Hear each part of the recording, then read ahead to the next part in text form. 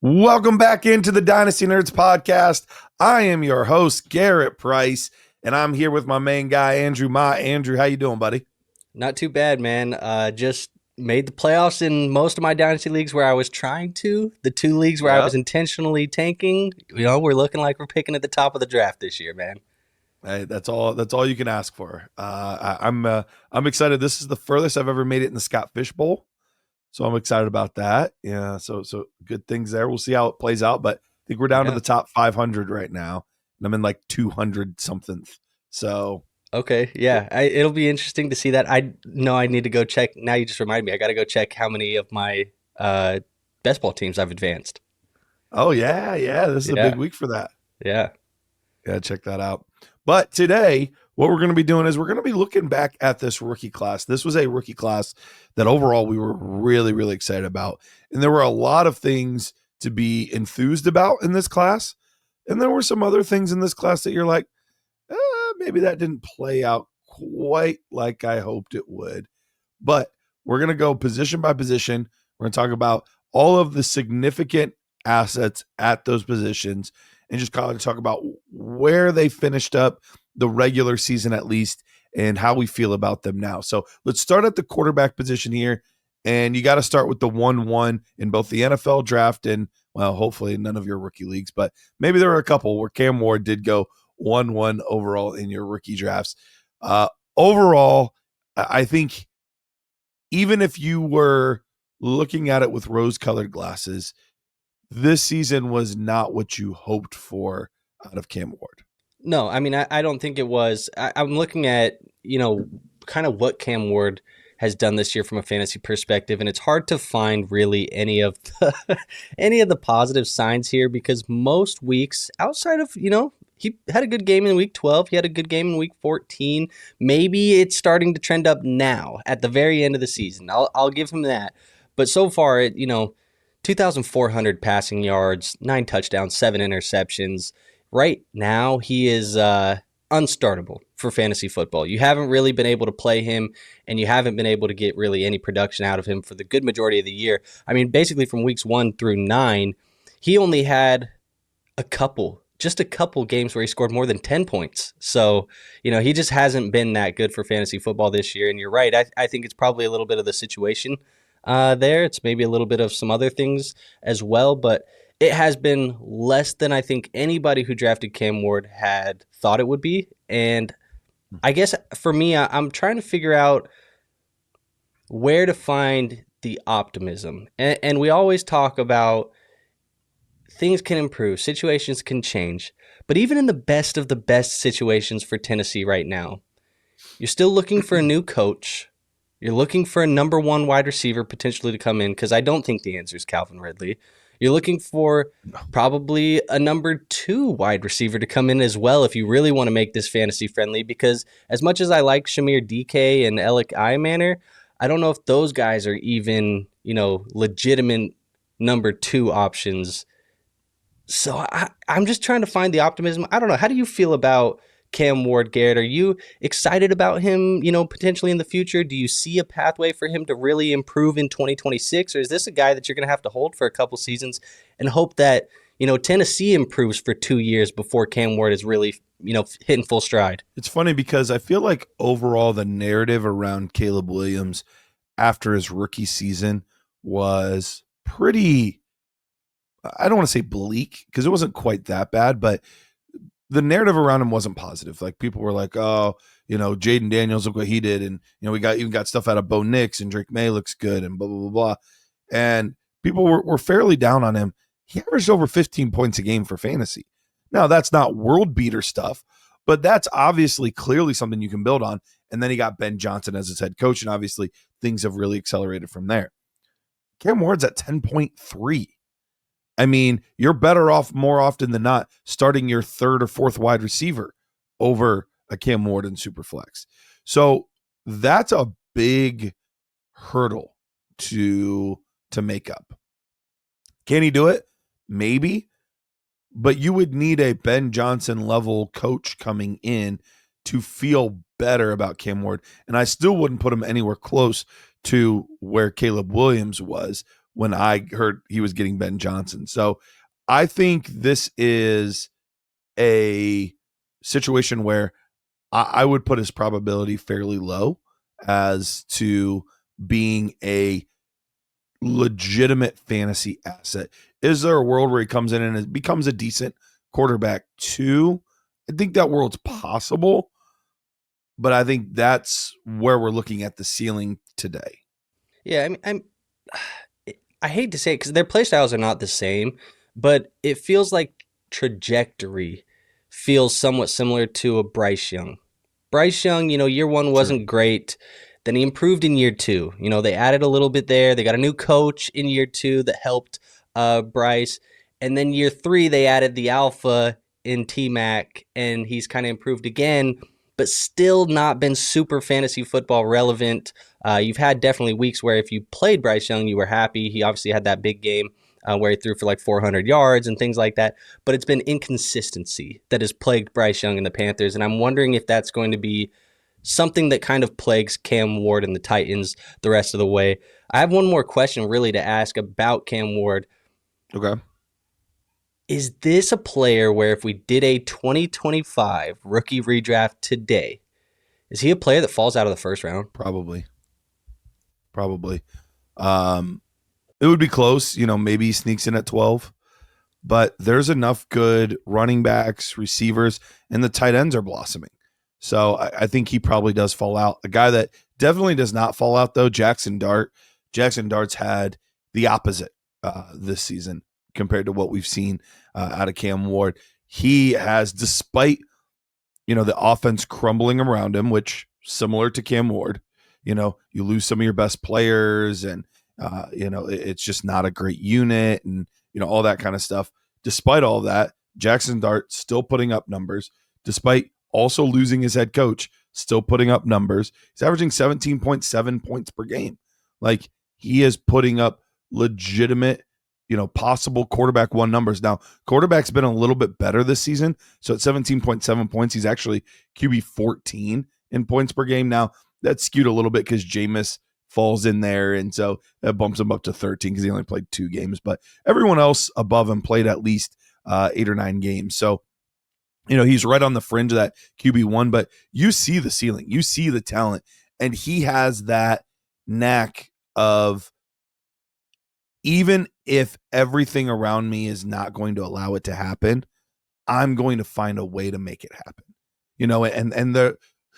That's what you want to see out of your quarterbacks. That's what we're seeing for the most part out of Pat Mahomes this season. I know the record doesn't necessarily reflect it, but like you see, and you've seen that over the course of his career. That's what Drake May did last year and is doing this year. Like, good quarterbacks at times will just say, screw everything else. I'm going to make sure that we stay in this game. And that's what he's done. Yeah, I mean, he's been probably one of the more impressive, probably the most impressive rookie to me so far this year, based off of expectation, draft capital, and then performance.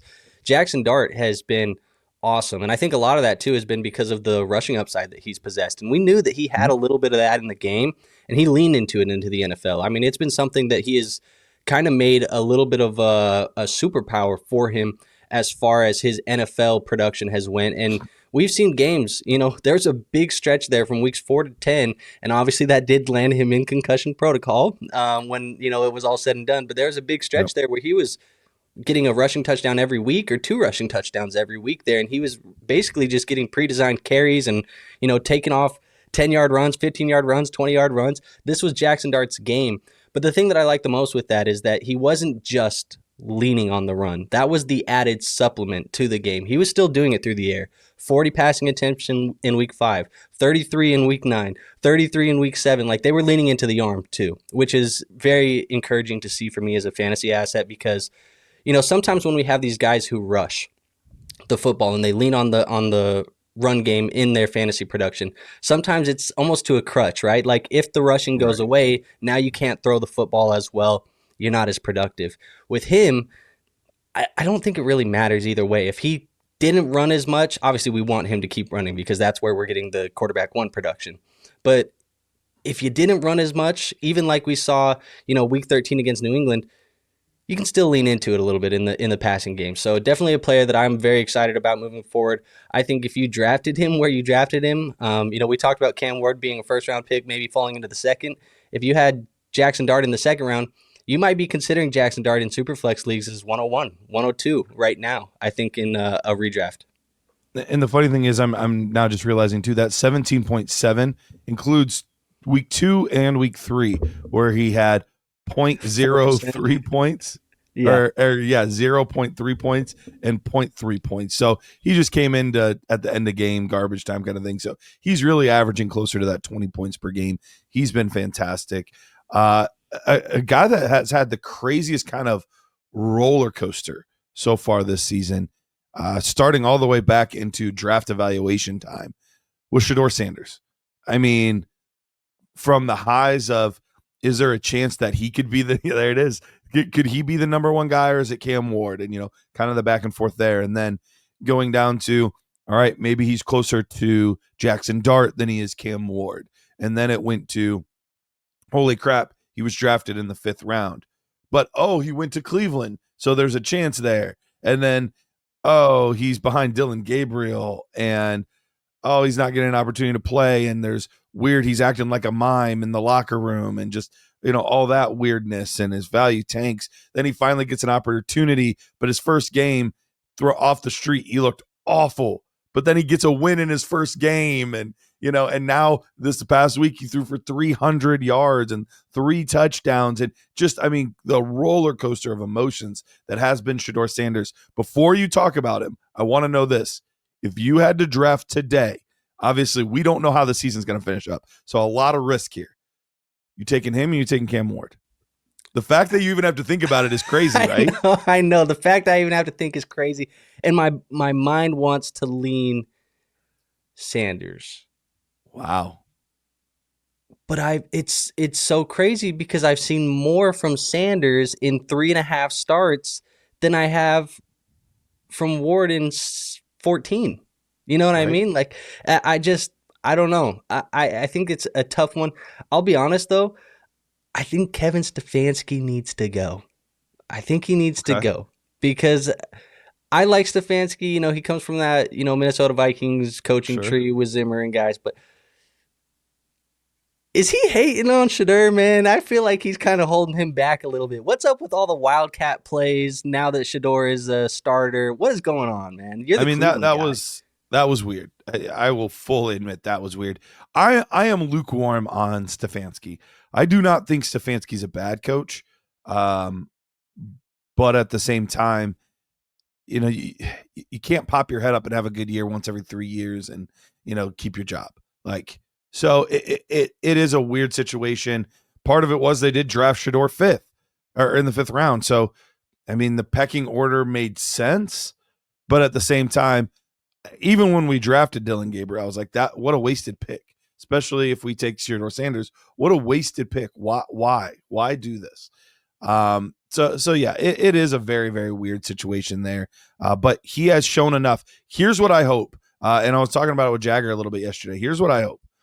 I hope these last 3 games, either Shedeur Sanders looks like a top 5 quarterback in the NFL, or he looks like a bottom 5 quarterback in the NFL, and nowhere in between. Because that's what I'm afraid of, is he's going to be good enough, but not great. And it's going to throw off all the draft stuff for the Browns, and it's going to make everything messy, and we don't know which route to go. And, so I either hope he just blows our socks off, or he just sucks.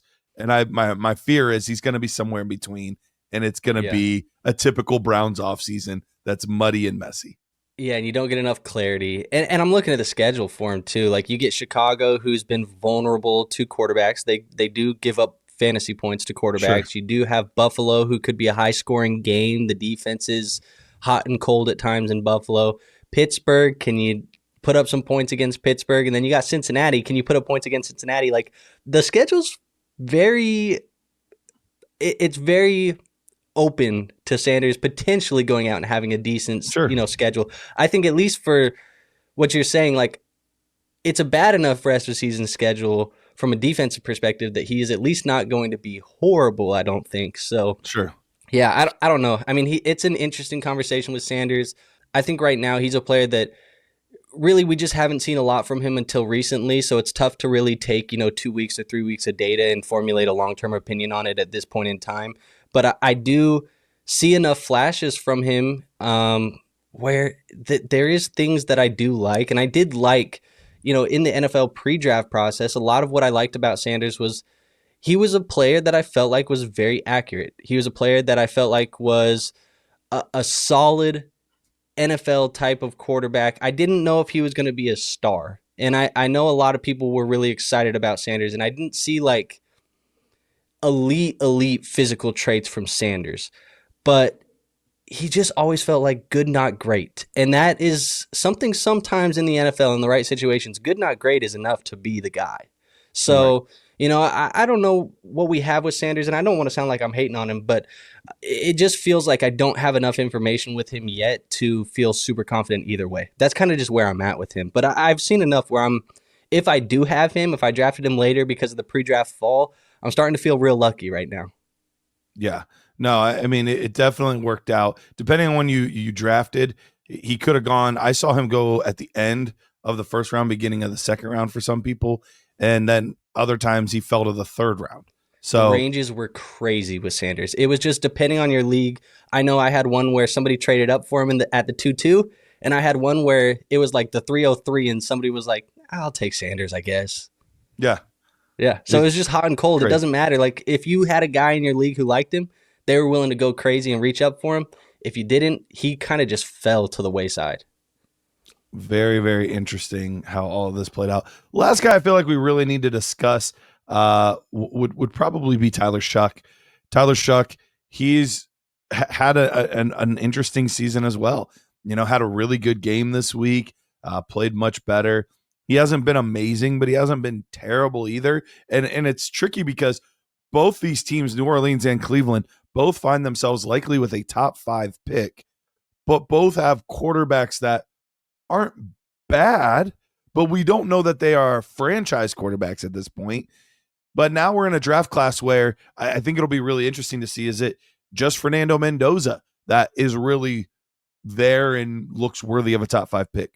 Or will we have potentially 3 guys, adding Moore and adding Simpson, or, we'll see. Both of those quarterbacks are playing in the college football playoffs, which could tell us a lot. So I'm very thankful in that sense, because otherwise it might be a little more difficult to determine, should they come out, should they not? And if they do we go after them? But going back to Tyler Shough here, what have you seen from him?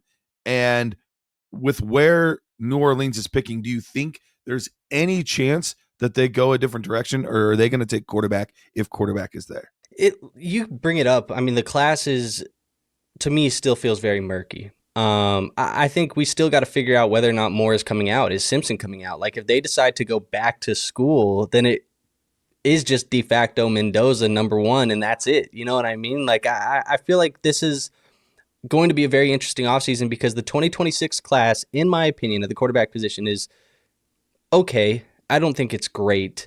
And you have a veteran free agent class that has names like Tua that people want off of the, Dolphins. You have guys like Kyler that people want off of the Arizona Cardinals. Like, there's a lot of decent veteran quarterbacks that could be kind of talked about in the move.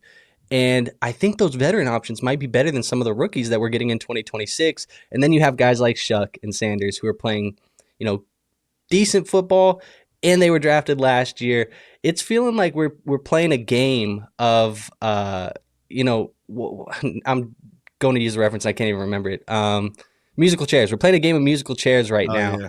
and there's maybe 4 chairs, but there's 10 players playing right now. Like, that's how it feels like with the quarterback situation to me. So with Shough, he's a player that I feel like has been okay. The turnovers, they kind of keep coming every single week. He's turning the football over. I need to see the touchdown numbers come up, but he's throwing the ball fine. I'll admit, I wasn't a big fan of Shough in the pre-draft process. Like, I wasn't really ever in on him at all. I thought he got overdrafted by the Saints, but they saw something, and he's had a couple of weeks here where he's been a decent fantasy producer. So, he to me feels more like a short-term window guy, 1 to 2 year window guy where you might get some points out of him, but it's kind of like repurposed Spencer Rattler experience, in my opinion. Like, this is going to be the repurpose of the Spencer Rattler experience, where Rattler was a starter for a year and a half, and then they moved on to the next guy. And you never really could sell Rattler because nobody believed, and you never really could start Rattler because he never was doing enough. And I feel like that's going to be the same thing with Shough. Like, is anybody ever going to really give you anything of value for Tyler Shough in the trade market? Right now, I don't think he's done enough that people will. Yeah, and if I remember correctly, and I could be wrong on this, so don't yell at me in the comments. Actually, you know what? Go ahead and yell at me in the comments if so. Who cares? But who cares? But I believe the Saints have not taken a first-round quarterback since Archie Manning. Crazy. And do they want to save that for next year? Do they want to go into the quarterback class next year in 27? And get the next Arch Manning. Yeah. Who knows? Who knows? It would be poetic justice, that's for sure. All right, let's move on from the quarterback position and let's move into the running backs. And coming in, you know, we talked about it on the college show, one of the best running backs, if not the best running back class in recent memory. A lot of really good players. I don't know that if we're going solely on statistics that it's quite where we hoped, but I think overall, most, if not all of the players, I shouldn't say all, there's definitely a few that have disappointed, but most of the players have looked how we thought they would look. One of the bigger question marks, though, is the number one guy in Ashton Jeanty. Ashton Jeanty right now, he's 665 yards, 4 touchdowns. He's been doing it in the receiving game, though, as well. So he has 4 receiving touchdowns, 259 yards. There are flashes and moments where you see what you saw out of him in college. But the Raiders' offensive line has just been so bad that it's made it really, really difficult. And honestly, I shouldn't just say the offensive line. The offense in general has just been so bad that it's made it really, really difficult to see how good this kid is or could be. Have you lost any hope at all in Ashton Jeanty? Or is it just like, it was a weird rookie year, better days are ahead? Or are we pausing a little bit? No, I mean, I'll be honest. This is what I've expected with Jeanty, and I say that with saying I believe in the talent, and I've seen the talent with Jeanty. Like, there's enough here that I've seen from him that I'm like, this is not a Jeanty problem to me. But I always felt like he was going to underwhelm fantasy managers in 2025 because I didn't think the Raiders' offense was good. I didn't think that they had a good offensive line. And I thought that the expectations for Ashton Jeanty coming in and performing immediately were a little bit outlandish. They were quite high for Ashton Jeanty. I remember even in the summer, you know, some of the single season stuff, some of the best ball leagues, he was going 108, 107 in some of these best ball drafts. And I was like, there is no way in hell I'm going to draft Jeanty at the 107 over a lot of these like guys like Amon-Ra St. Brown and Puka and players like that. So, yeah, he's a player that I think people got a little over their skis with. But from a talent perspective, I've seen everything that I need to see. He's still, you know, to me, the most talented player in this class from just a raw talent perspective. I think the conversation of who do you prefer, you know, of this rookie running back class has gotten closer than people want it to be. After spending the 101 on Ashton Jeanty, the clear 101 on Jeanty. But you're right. It's been a weird season with him. He's leaned more into the receiving game than he probably would like to because the rushing numbers have not been great. The YPC since the bye week has been insane. I mean, he can't buy a yard to save his life right now. But again, that's not on Jeanty. It's on the offensive line there. So we'll see if they can go out there and fix it. Still believe in the talent, still think he's probably the guy that I would prefer as the first running back off the board in this class. Like I said, the conversation's closer, but still a player I definitely like. Yeah, same with me. Not much has changed. I think if anything, you're right, it has gotten closer with all of these running backs, but it's not like I wouldn't be willing to take Jeanty as the top 5 or 6 back in, you know, somewhere in that range if I was to do a startup today. You know, so he's still clearly a top tier guy. Well, even too, like we talked about doing a rookie redraft. We have an argument of Dart, you know, number 1 in superflex formats. Is Jeanty still 2 to you? Like, is he still number 2 right now? I did move Omarion ahead of Jeanty, but okay, that's it. And so he's 3 overall, at worst. You know, in rookie redraft, overall, Achan moved ahead of him just because he's been so consistent. But I think I have at Hampton Jeanty. So I think I have Jeanty at 5. So he moved from running back 3 to running back 5. Like nothing. And that's overall rankings. That's not even just on the rookie class. And rookie class, he's running back 2 for you. Correct. Cool. Yeah, I mean, that's what I'm saying is like even the disappointing year from Jeanty has netted a player that you still feel confident as a top 5 running back asset in the league, a top 5 pick in your rookie redrafts. Like this is still a player that you should not be disappointed that you drafted. I still feel very confident in Jeanty, and I think there's better days ahead. Hopefully, they can go fix this. Let's get Tom Brady in some people's ears there in Vegas and start fixing some of this stuff. Whoever was, I think it was Pete Carroll, by the way, whoever decided to go do this Geno Smith experience, what the hell were we thinking, dude? What were we doing? Yeah, signed the contract and everything, 3-year deal. What a mess. And they're another team that could be taking a quarterback early on. I could easily see them going the route of like trading for a Mac Jones, going after a Kyler. Like I could see those as real possibilities because I think for them, they need to draft offensive line. They got to get some line in there. It's a decent lineman class too, where they could get some guys, up there. I wouldn't mind Kyler in Las Vegas. I feel like that would be interesting. And I think his rushing upside would probably open up a little bit more rushing lanes for a guy like Jeanty too. It just adds a little bit of variance to that backfield that would help. Absolutely. All right, let's go from him. We mentioned Hampton kind of briefly, but he did move up to my number 1 running back in this class, and it's very close because TreVeyon and Quinshon are hot on their heels too. I mean, all those guys that we drafted at the top have shown enough as rookies to say, okay, this class is what we thought they were. Like they are very, very good running backs. He's going to have an awesome opportunity next year when Joe Alt comes back and Rashawn Slater comes back and, everything's kind of back to normal and he gets, more time to rest and more time to heal, more time in this offense. But he was starting to look really, really good. And that injury was really unfortunate timing for Hampton.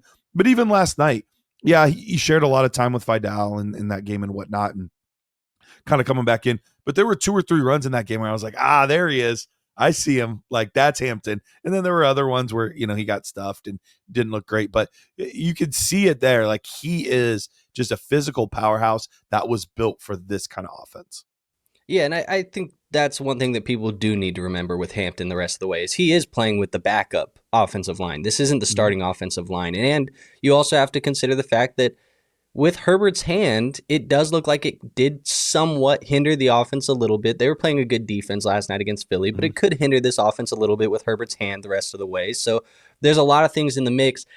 And the rest of the season schedule for Hampton is tough, man. It is really tough for him. He gets Kansas City next week, who's been one of the best against running backs. You get Dallas, which is a good, defense to run against. That would be your one breakout game the rest of the way.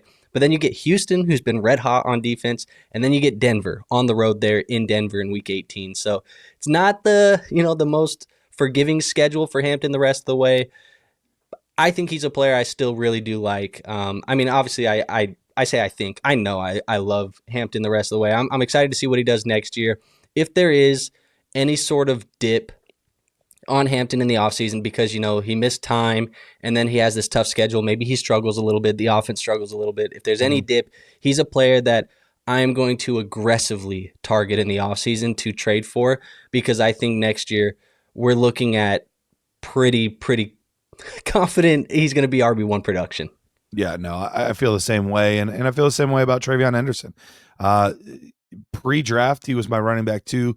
Post-draft, he moved to 3, but not by much. And man, when he was given the opportunity to be the true lead back in this offense, he just looked unstoppable. I mean, ripping off big plays, catching passes, like everything that you wanted to see out of TreVeyon Henderson, you were getting to see. He hasn't had nearly the carries that Judkins or Jeanty have. Jeanty has 191, 210 for Judkins. TreVeyon's only got 129 carries. But that being said, he has 625 yards. So he's not far off with, 70 less carries, 60 less carries than Ashton Jeanty. He's almost at the same rushing total for that guy. 5 rushing touchdowns, another 199 through the air on 32 catches. and he's just a big play waiting to happen. But he's not, he showed a little bit of power. He showed a little bit of strength too. It's not that he can't play between the tackles. He absolutely can. This is a guy that I could see skyrocketing next year. If everything goes right, if Ramondre Stevenson's not here anymore, and we're getting those 15 to 18 touches, it doesn't even have to be 15 to 18 rushing attempts. Are we getting TreVeyon Henderson 15 to 18 touches a game? If that's the case, I could see a top 6 running back season for him next year. Yeah, and I hope we do get it, because ever since Ramondre's gotten back into the lineup, we've seen those snap percentages drop from that 75 to 85% type of workload to now he's kind of went to 65%, 50%. It's trending back down to him being more of a complementary piece in the offense. And I think all of us know he's way more talented than just a complementary piece in your offense. You need to put him on the football field, and he's averaging about 5 a carry, which is, you said 625 on less carries. The reason why is because he's ripping off chunk plays every time he touches the football. So, he's a super talented player. Really like him.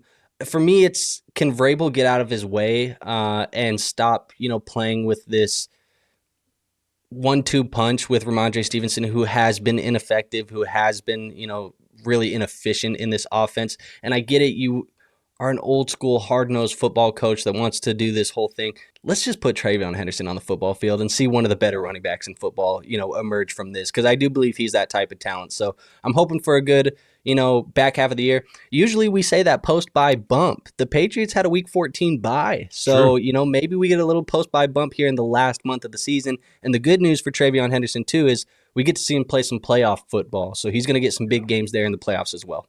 Absolutely. Cannot wait to see him in those opportunities.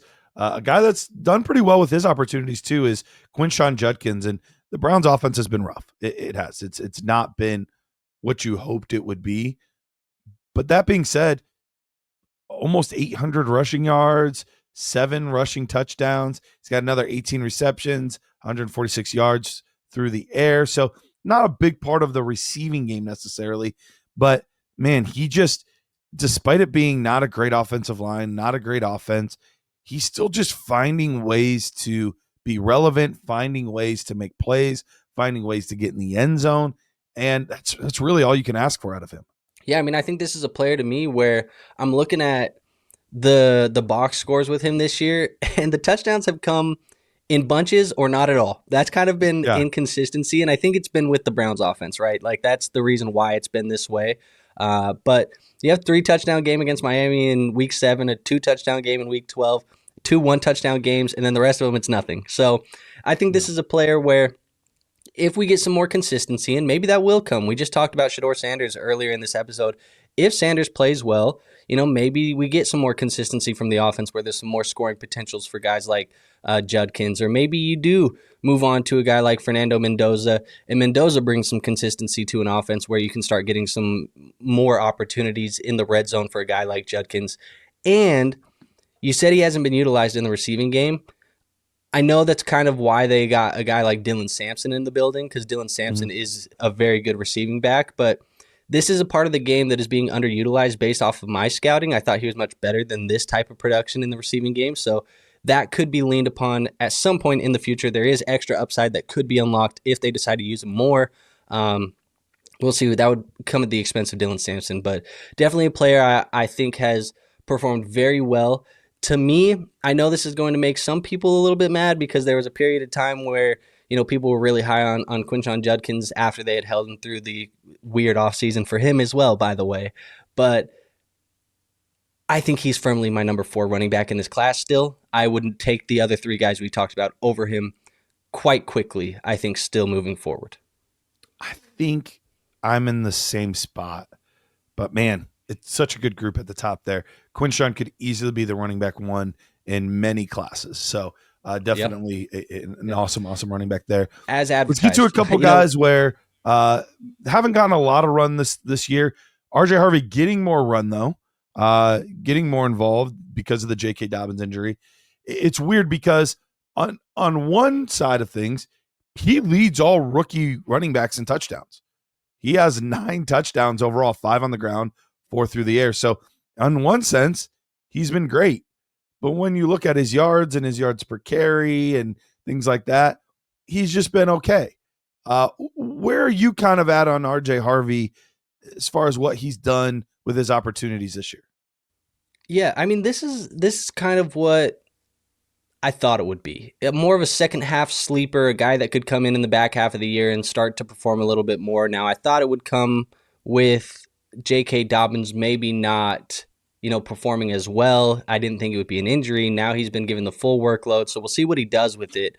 He's gotten some positive coach speak from Sean Payton over the last couple of weeks against Washington and Las Vegas. We've seen those touchdown numbers kind of tick up. We've seen even the YPC tick up just a little bit, especially last week against the Raiders, and that was obviously a worse defense that he was playing against. So we'll see how that goes the rest of the way. Tough defense next week against Green Bay. You get Jacksonville, Kansas City, the Chargers. These are tough defenses. I talked about that being an issue for Omarion Hampton. It's going to be the same thing for Harvey, but I could see them moving forward in the offseason with Harvey as the RB1 and letting J.K. Dobbins go test free agency. I don't know if what he did is enough that they want to give him money, unless Dobbins does say, I want to be back here in Denver on a vet minimum again, because unfortunately for Dobbins, I mean, it's not funny, but unfortunately for Dobbins, it's like he can't ever get the payday because every time the payday comes up, he's on IR.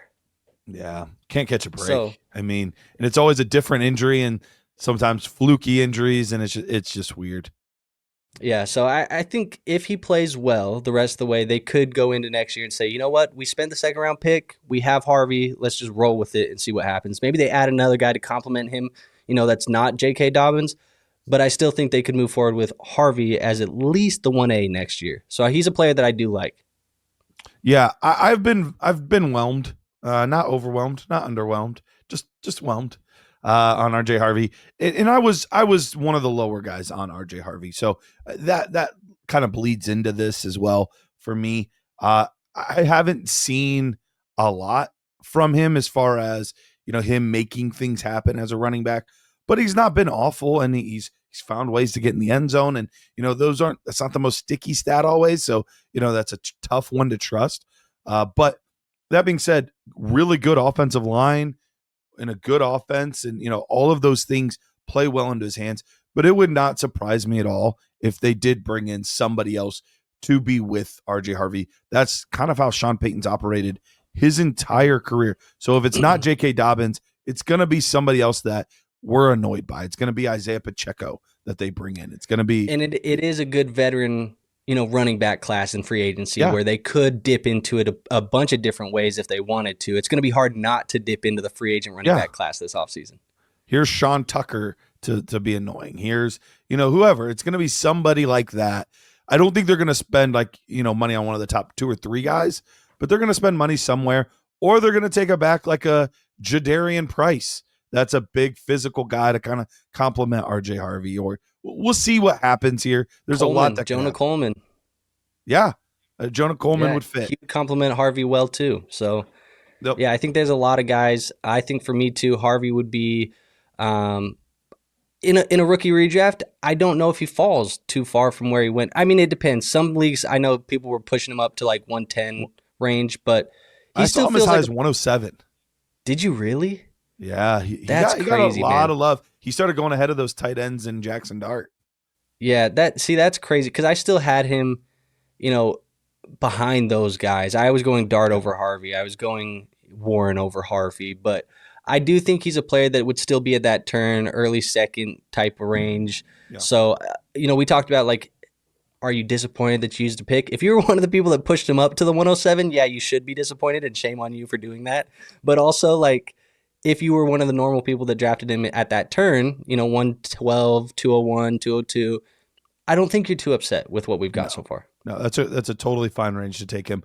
Another guy that went right in that range, but you are a lot more nervous, is Kaleb Johnson. Kaleb Johnson, it started off bad, and it has not gotten better. He has not gotten any real opportunity. And on this Aaron Rodgers-led team, I was like, guys, I don't know that he will. Aaron Rodgers has his guys. This is his kind of more than likely last hurrah to try to make the playoffs and finish out his career on a positive note. So I don't think more touches are coming this year. I mean, he hasn't even broken out over 100 yards on the season. 26 carries for 65 yards, and then he's had 1 reception for 9 yards. It's just been all bad. I'd buy super, super low because I do think this could be a completely different team next year. But if it's a completely different team, does that coach like Caleb Johnson? Who knows? It's not like they use a first round pick on him and okay, he's going to be part of the plan because he was a first round pick. Like he was a third round pick. They could move on very easily from a guy like Caleb Johnson. So a lot of risk, but I do think there's some reward if you're willing to take that risk. Are you buying into the Tomlin firing and stuff? Are you buying into that? Because you said would a new coach like him? So I'm assuming a little bit. Yeah, I think it's definitely a possibility. I would put it at 50-50 right now. Like, could he go? Absolutely. Could it all just be smoke and, no fire? Yeah, it absolutely could. So we'll see what happens. I shouldn't say I guarantee. I feel very strongly that Rodgers probably won't be back. Yeah, I would feel very strongly about that as well. I think they're looking at a new quarterback here next year. But I look at Caleb Johnson, and he's a player that, I liked. I think I had him when we just talked about it on the running back episode. He was like my running back 5 or 6. I can't remember exactly where it fell in. I think he was 6 in my running back rankings when it was all said and done. I think he's a player where right now I'm looking at range of outcomes, and I'm trying to figure out like where the next possibility based off of previous guys we can use as an example to be. I keep coming back to Tank Bigsby. Like Caleb Johnson and Tank Bigsby feel like they could be on similar paths. Now, keep in mind, Tank Bigsby, 3rd round rookie pick, was drafted. Now he had Travis Etienne, but a lot of people were like, Travis Etienne could get, some of his workload taken away by a guy like Bigsby. Could get spelled. Didn't happen. The rookie year for Tank Bigsby, he saw the field less than 50 times, and it was just like no production from him. 2 yards a carry. Ended up being like the running back 87 on the year. And then everybody looked at Tank Bigsby and said, yeah, he's dead. It's done. There's no, there's nothing there to be for Tank Bigsby. And then the next year he came in, he got 170 carries. He had 766 rushing yards, 7 touchdowns, ended up being the running back 36, which in fantasy, if you're the running back 36, you're really not that, valuable to me as a fantasy asset because I can't reliably throw you into the lineup. But there might be weeks there where I could have. And I think that's maybe the best case scenario for a guy like Caleb is next year, you do get in a situation where you can start getting 5 to 10 carries a game, and maybe we can start getting you worked in.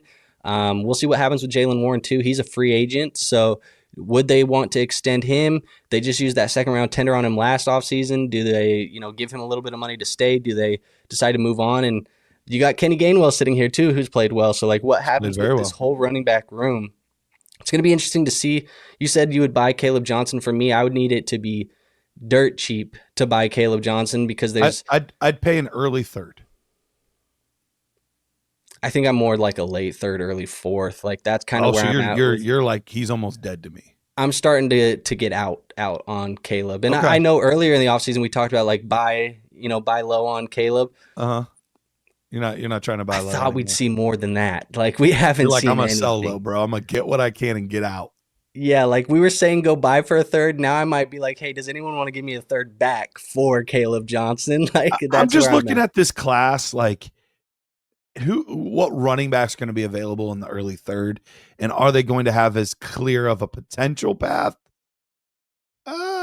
Like that's where I'm kind of at. It's just the thing that makes me so nervous is that free agent running back class. And I think that's where I get nervous because you have guys like Kenneth Walker, you have guys like DeAndre Swift, guys like Etienne, Javonte, Rico, Najee, who, obviously had the injury, but like he's not going to go back to Denver, by the way.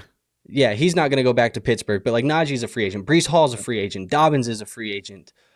Jerome Ford, like guys, Rashad White, Brian Robinson. This is deep. There's so many running backs here where you could go and find guys to end up being complimentary backs, 1Bs. There's a couple guys in here who I think could be 1As. Like Tyler Allgeier's a free agent. Does he play well enough that he earned money to go somewhere?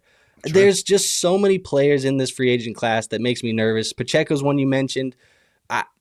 I don't know what to do, man. I think the free agent running back class is going to be it's going to be fun to watch. I think it's going to do some damage to some backfields this offseason, man. It was a good time for it, too, because there's only a few running backs that have a real shot to be difference makers in the draft. So it was a good year to have a strong free agent running back class.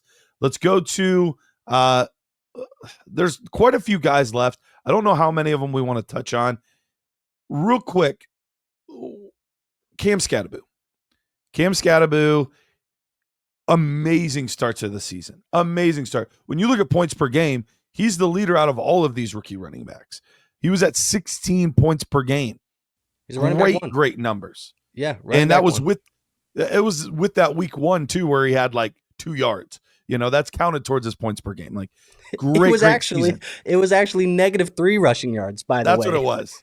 That's what it was. It was something ridiculous. I remember. So, all of that being said, with the injury and with him not being, elite speed type guy and whatnot, how far does he or doesn't he fall for you? The injury for me is worrisome. And I know some people are saying stop overreacting on Cam because he wasn't a guy that was athletic in the first place, so this shouldn't matter. The injury to me is worrisome. I just think you look at guys like Godwin, who it took him a year and a half to get on the football field, and then when he got on the football field, kind of re-aggravated it, doesn't look that good. Like, I don't know. I'm worried about Cam from a long-term perspective, but I guess I never looked at Cam as like a long-term guy anyways. He was more of a short window. It just sucks because I think the hot part of that short window is now going to be recovering from an ankle injury that was pretty devastating. So he's a player that if I looked today and said, I have to pick these guys in order, he's at best number 5 ahead of RJ Harvey. But I think I wouldn't blame people debating Harvey and Skattebo right now if they were worried about the ankle injury. I wouldn't blame you. I don't think I would do it, but I wouldn't blame you. Yeah, and I think that's the range as well. I would be taking Skattebo personally, but I believe in the player a little bit more. But here's the part that's worrisome, and it's the opposite for RJ Harvey. RJ Harvey's going to have the same coach, and it's a coach that we know likes him. We don't know who their next coach is going to be. And like I mentioned with Caleb Johnson, it's even slightly worse for Cam Skattebo. He was a 4th rounder. I know it was by 2 picks, but he was a 4th rounder. It's not hard to move on from a guy like that if they don't fit your system and your style and, whatever. So I think that's even more worrisome to me than the ankle injury is that. But he showed that he can play in this league. He showed that he can play at this level. And when your starting quarterback is in your corner, it goes a long way. And we know Jaxson Dart. I was going to mention that too, because I was going to say when your best friend is QB1, it's good to have that in your corner. Hey, coach, Let's just get Scat some more touches right now. Yep. And narrative street or not, I don't care. Like that plays a factor for me in all this in helping Cam Skattebo. Yeah, I think overall a player definitely that we should not be too worried about. But the ankle injury, to me, like if I'm looking at next year, 2026, he's a player that I think don't be surprised. I'm not saying don't draft him, don't have him on your team, but don't be surprised if next year is very underwhelming for Cam Skattebo. I could see that as well, unfortunately. All right, if you have to take one today, guys in somewhat similar situations, you taking Bhayshul Tuten, you taking Woody Marks. Who would you draft? I'm going Tuten over Marks. I thought he was the better prospect. I do like that ETN's a free agent. We've seen some flashes out of Tuten. I know Woody Marks has been given the workload, but the offensive line isn't good. I don't expect it to improve a ton. I could see them being a team too where maybe they go and get another running back in this backfield. Also, you have the looming thing of like what happens with Joe Mixon? Does Joe Mixon come back next year and they're like, you know what? He's healthy now. We're going to give him a couple of touches. We're not going to give him the full workload that we gave him before, but he's at least going to get some touches here with Woody. Like I think there's enough there with him where he's fine, but I would prefer Tuten over Woody today if I had to make a choice. It's close for me. I'm going to lean the other way, though. I would probably go with Marks. I do think there's a chance ETN could be back. We'll see what happens in free agency. Maybe he goes somewhere else. Somebody offers him a big contract. And then it's just a lot more of what it was this year, which is kind of messy. And we're seeing, even though he doesn't show up on the stat sheet as much, LaQuint Allen's out there a lot in those like obvious passing situations because he's done well in pass pro and he catches the ball really well. So he's out there a lot in those situations. So that could be a little bit messy. I agree that Joe Mixon stuff is Looney Tunes, but I think Woody Marks has shown enough this year, even though I don't believe in him a ton long term. Honestly, both guys are probably closer to sells than buys for me right now at this point because of all of what could happen in free agency. We'll have to see there. Of all the other guys, probably the one that's shown us the most, we've got to jump all the way down to the 7th round. And nothing warms my heart more than to get to talk about Kyle Monangai, but he's just been really, really good for the Bears this year.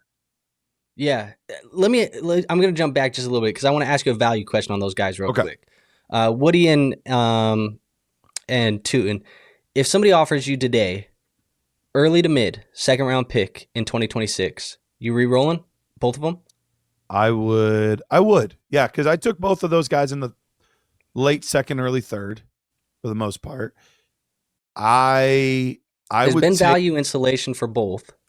There is. But there's enough receivers in this class that I think there's a receiver that I could find myself really liking. Or the next, we've seen it a few years in a row now. Bo Nix, Jaxson Dart, guys that fall from, grace for whatever reason. And in a super flex league, if I can take it 2-1, a 1st round quarterback or an early 2nd round quarterback, those players are very appealing to me. So I would probably sell both of them for an early 2nd individually. Does it change if it's like 2-5? Yeah, it does. I don't know that I would do it for 2-5. Okay. Makes sense. Yeah, that's just kind of where I was at because I felt like a lot of people used like late 2nds, early 3rds to grab these guys. But if the opportunity presented itself, somebody's like, hey, I don't love the rookie running back class this year. I'd rather take the shot on Woody. I'd rather take the shot on Tuten. Here's my 2-5. Here's my 2-6. Here's my 2-7. Are you willing to do it or not? Yeah, mid, not. I'm not willing. Early, pick 1, pick 2, I would be willing to do it. Okay, yeah. And then going back to Monangai, I mean, this is a player that I think has definitely shown that he is more than capable of being a complementary piece in this offense. I don't think he's, your number one. I don't think he's going to be a guy that's going to be a bell cow at the NFL level. And while he's shown flashes that when given opportunity, like that game against Cincinnati, like that game against Philadelphia, he can produce as one. I don't know if that's the plan for Ben Johnson, and I don't think that that's what he would like to see happen with Monangai. In my opinion, this is an offense that obviously it's very easy to just point towards Detroit and say he wants to replicate that Sonic and Knuckles. I think he truly does want to replicate the Sonic and Knuckles. We've seen him try and do it with Swift. I don't think Swift is the Sonic. I think they found the Knuckles in Monangai, but I don't know if they have the Sonic yet. We'll see if they can do that in this draft class. I've heard rumors of Jeremiah Love maybe could be a target. This was a team that was in on Jeanty last year potentially as a 1st-round running back that didn't go to their spot. So could they end up going with Jeremiah Love? That would be very interesting because him and Monangai in the offense would be really fun to watch there in Chicago. It would be super fun. The only problem is Jeremiah Love's almost playing too well at this point. Like it's going to be like a top 12 pick. Exactly. That's the thing. I don't see a way he gets out of the top 15 at this point. And the Bears are, obviously going to be in the 20s.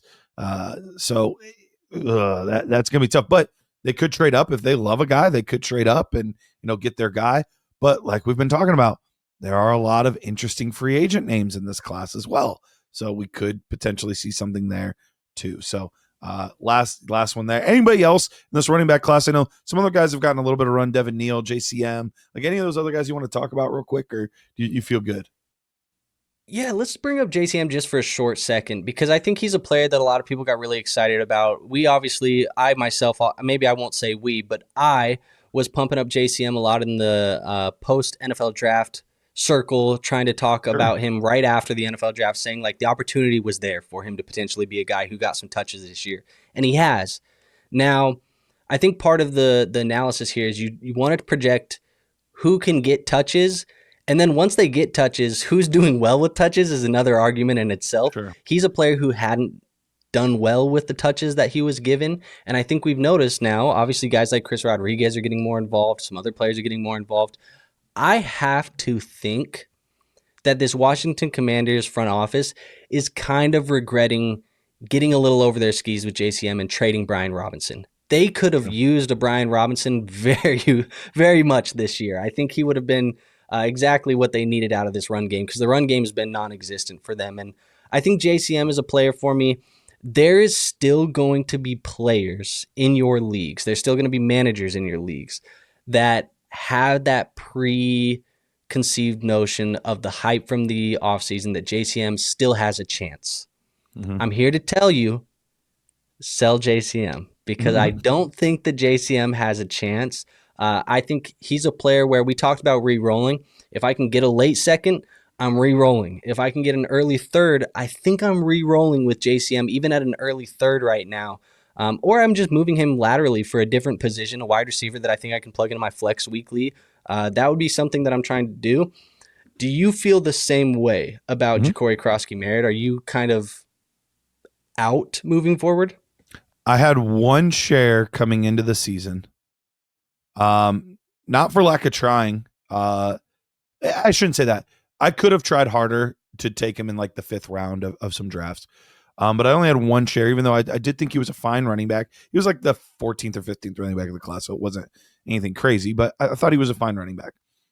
I sold right as the season started for the guy that he was already tanking, so I knew it was either 301 or 302, and Calvin Ridley. Now, the Calvin Ridley part of it obviously did not work out. I have a vet team, and he just thought he was going to get a ton of targets this year, and I thought he was going to be Stephon Diggs. That's what I thought I was getting. I thought I was getting Stephon Diggs and an early third. But still, even to this day, I'm still okay with that trade. I took a guy that I literally took off waivers, and I turned him into an early 3rd round pick. Like that's still a very nice come up. So yeah, I'm with you. Yeah, he's a player I went more aggressively after in late rookie drafts and on free agent. After the draft in UDFA, I was spending a bunch of money on him, like $100, $200 fab on him in some places. But you know what? I also got out. One of them, I ended up flipping JCM for a 26 second and a 26 third. I think that second now has ended up more in like the 204 range, which is way nice to be there. And then the other one that I flipped him for was a little bit later when the hype had died down, but I'd seen enough from him that I was like, this is trending in the wrong direction.